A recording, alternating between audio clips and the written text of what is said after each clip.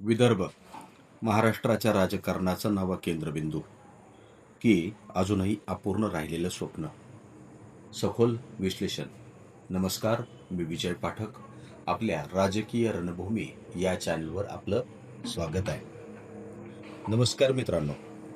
महाराष्ट्र म्हणलं की आपल्या डोळ्यासमोर सर्वप्रथम मुंबईची आर्थिक ताकद, पुण्याची शैक्षणिक ओळख, पश्चिम महाराष्ट्रातील सहकार चळवळ आणि मराठवाड्याचे सामाजिक राजकीय प्रश्न उभे राहतात. मात्र गेल्या काही वर्षात महाराष्ट्राच्या राजकीय नकाशावर एक प्रदेश सातत्यानं अधिक ठळकपणे दिसू लागला आहे, तो म्हणजे विदर्भ. आज राज्यातील मोठमोठ्या राजकीय बैठका असोत, निवडणूक रणनीती असो, उद्योग गुंतवणुकीच्या घोषणा असोत किंवा पायाभूत सुविधांचे प्रकल्प असोत, विदर्भाचं नाव वारंवार चर्चेत येताना दिसतं. त्यामुळे एक महत्त्वाचा प्रश्न निर्माण होतो. विदर्भाचं राजकीय महत्त्व खरोखर वाढतंय का?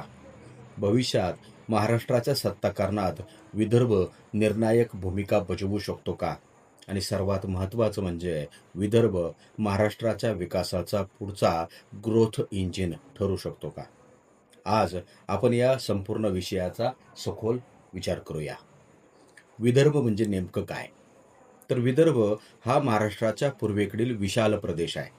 नागपूर, अमरावती, अकोला, बुलढाणा, वाशिम, यवतमाळ, वर्धा, चंद्रपूर, गडचिरोली, भंडारा आणि गोंदिया यांसारखे महत्त्वाचे जिल्हे या प्रदेशात येतात. क्षेत्रफळाच्या दृष्टीने जर पाहिलं तर विदर्भ महाराष्ट्राच्या जवळपास 1/3 भूभाग व्यापतो.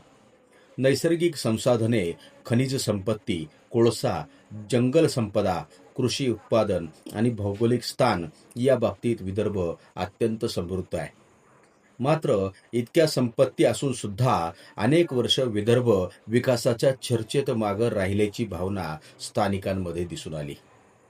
विदर्भातील राजकारण समजून घ्यायचं असेल तर स्वतंत्र विदर्भाच्या मागणीचा इतिहास समजून घ्यावा लागेल. अनेक दशकांपासून काही सामाजिक आणि राजकीय संघटना असा दावा करत आल्यात की विदर्भाला त्याच्या संसाधनाच्या तुलनेत पुरेसा निधी, उद्योग आणि विकासाला चालना सुद्धा मिळालेली नाही.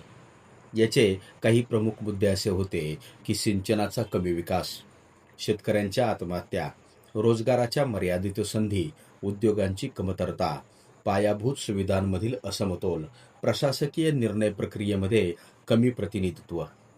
यामुळं स्वतंत्र विदर्भ हा विषय वेळोवेळी चर्चेत येत राहिला. मात्र आजही हा विषय राजकीयदृष्ट्या संवेदनशील असून त्यावर वेगवेगळ्या मतप्रवाहसुद्धा दिसून येतात.